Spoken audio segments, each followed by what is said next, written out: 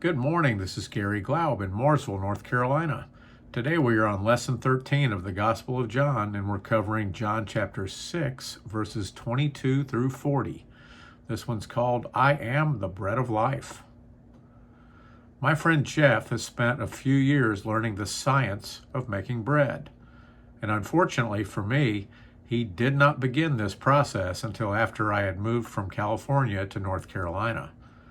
I would have been able to be one of the chief bread samplers as he continued to make improvements. But I can imagine how tasty that bread is. There is no better smell than freshly baked bread. There's no better taste than hot bread out of the oven with butter, though I think bread is supposed to get better after it has rested a bit. Bread is common to every culture, though there might be differences in the types of bread that each culture bakes. Sarah even made cakes of bread for two angels along with an Old Testament appearance of Jesus on their way to judge Sodom and Gomorrah. So we know bread has been eaten for a very long time. She made bread for the bread of life. I think the only bread I did not like was one I ate at an African restaurant. The African patrons seemed to love it, so it also has to do with what we are accustomed to. In this passage, Jesus claims to be the bread of life, and this is the first of his 7 I am statements in the Gospel of John. For humans, there simply is not a more pervasively eaten food than bread, and the sustenance Jesus provides is more important than any food. Let's read the first passage today.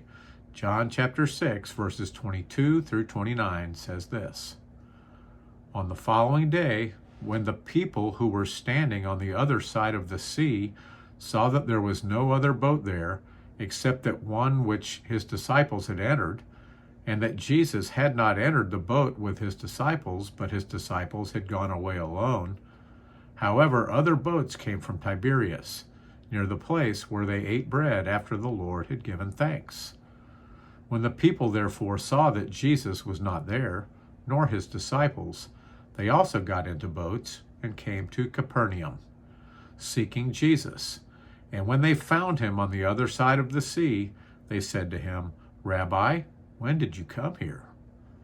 Jesus answered them and said, Most assuredly I say to you, you seek me not because you saw the signs, but because you ate of the loaves and were filled.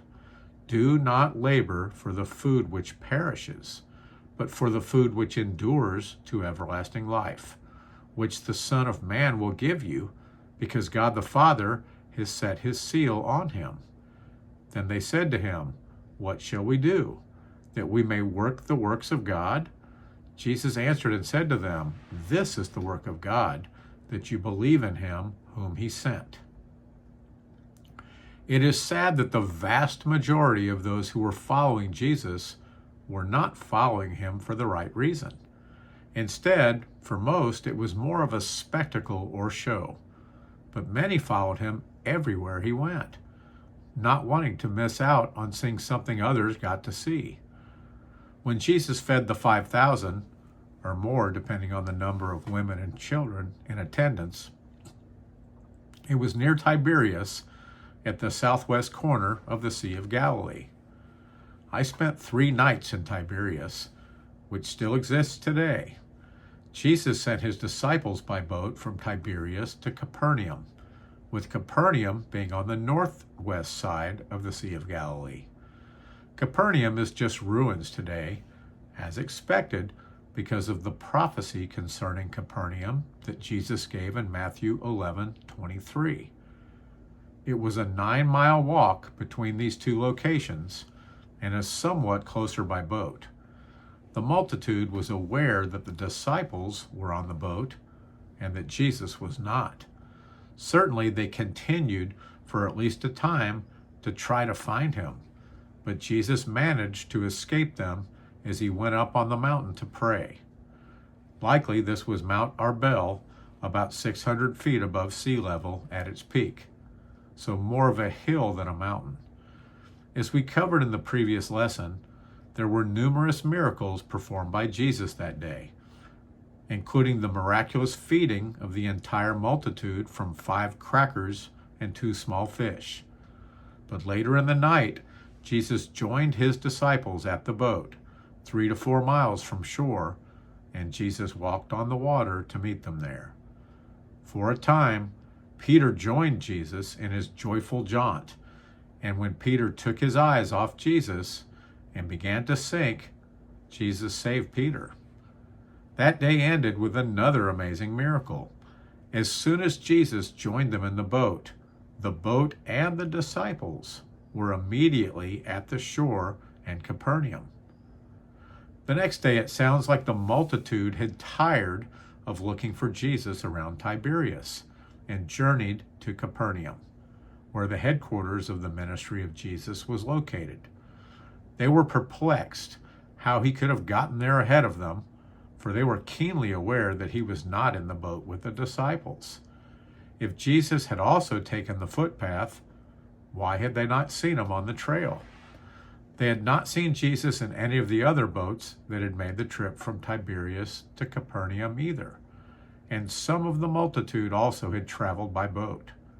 They asked Jesus when he had arrived, trying to figure out how he had gotten there. Jesus answered much more than the simple question they had spoken. He said, "Most assuredly, I say to you, you seek me not because you saw the signs, but because you ate the loaves and were filled.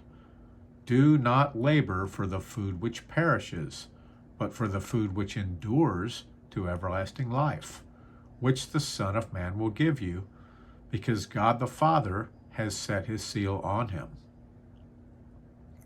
The signs and wonders of Jesus were a testimony from God the Father that Jesus was his Son, sent from heaven. But it sounds like the multitude had received that miracle and expected a meal the next day as well. They followed him hoping for breakfast. I think of the people sitting at the side of the street with signs that say, "We'll work for food." Not a bad attempt for people without food and without money. But food does not carry us for long before we both need and desire more. Spiritual food is much more important. Moses told us this in Deuteronomy 8:3. "So he humbled you, allowed you to hunger, and fed you with manna, which you did not know, nor did your fathers know, that he might make you know that man shall not live by bread alone, but man lives by every word that proceeds from the mouth of the Lord." In this verse, Moses also mentions manna, which was the bread of heaven that God provided to the children of Israel throughout their 40-year journey from Egypt to the Promised Land. God provided that manna 6 days a week, as he had instructed them not to work on the Sabbath. On the day before the Sabbath, they were to gather twice the amount of a normal day. On every other day, the manna would rot if kept for the second day. But miraculously, the manna gathered on the day before the Sabbath would last for 2 days. We can guess how important that day of rest was for people who were walking across the desert every single day except for the Sabbath. In the morning, the people would gather the manna, which appeared with the dew. They were white wafers, the color of coriander, and tasted of honey. But even the name that the Hebrews gave this bread of heaven revealed their ungratefulness. Manna means, what is it?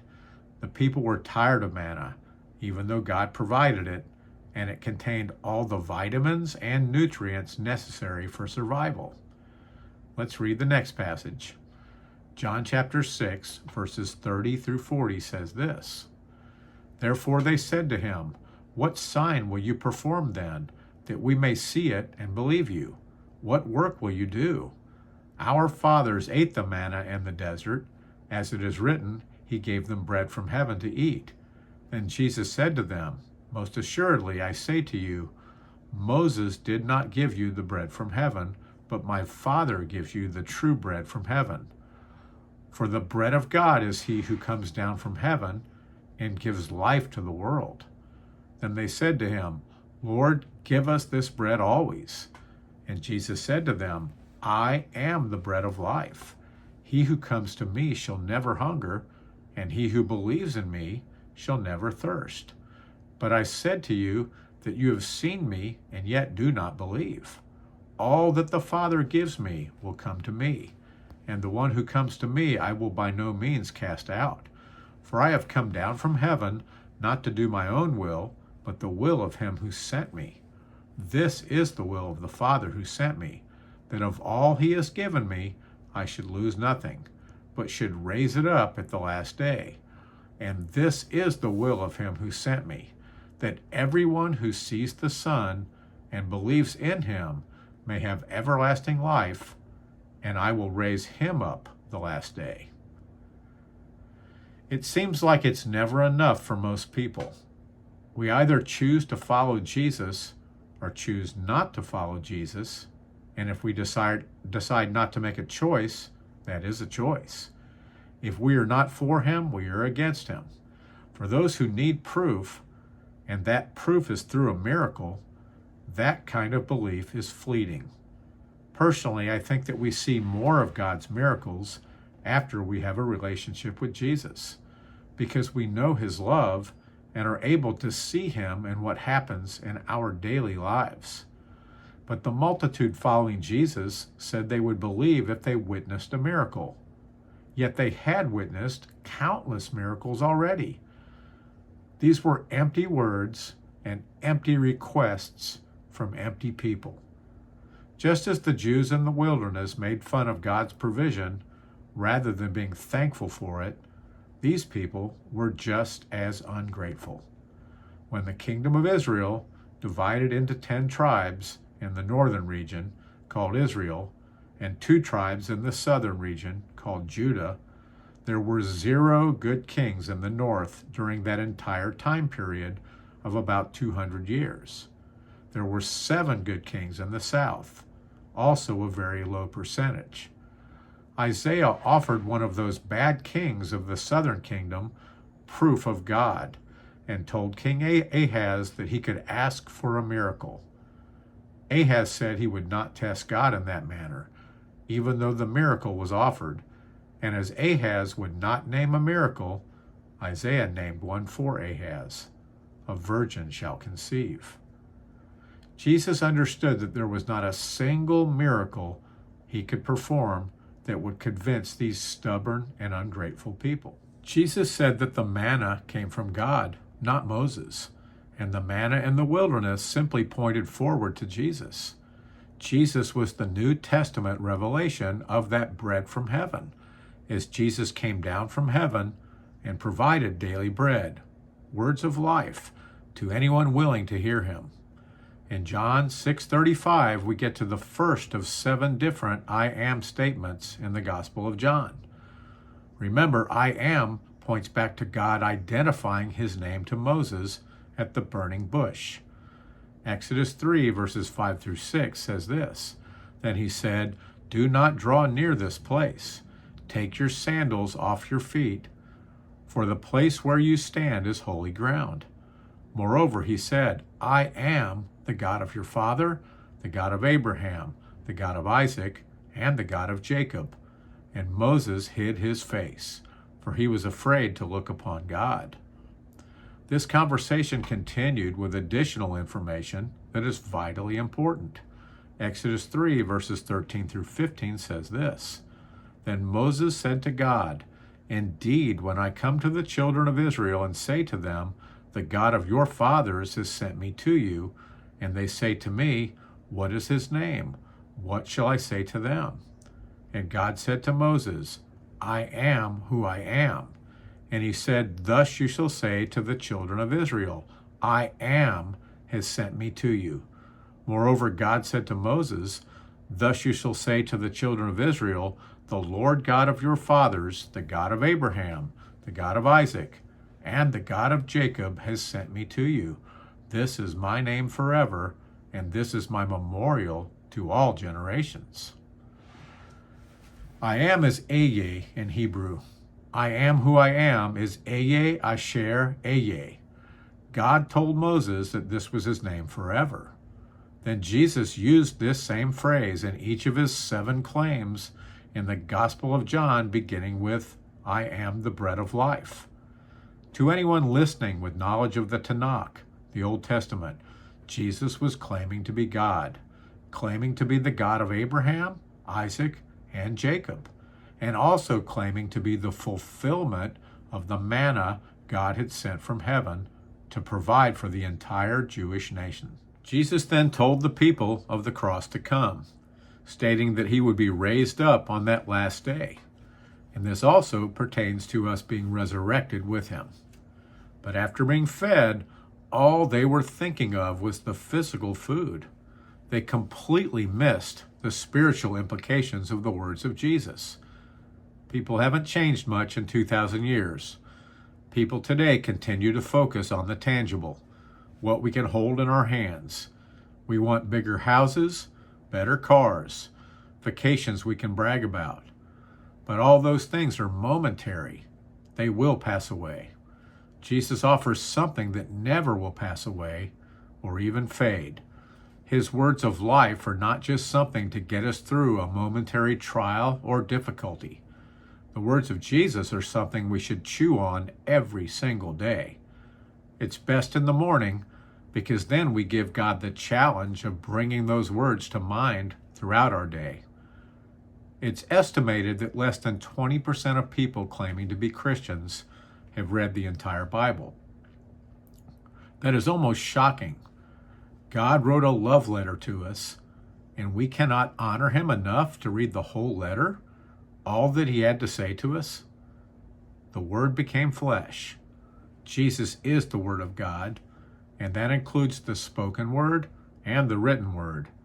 He also is the bread of life. Chew on that for the rest of the day. This is Garry Glaub in Mooresville, North Carolina. Have a blessed day.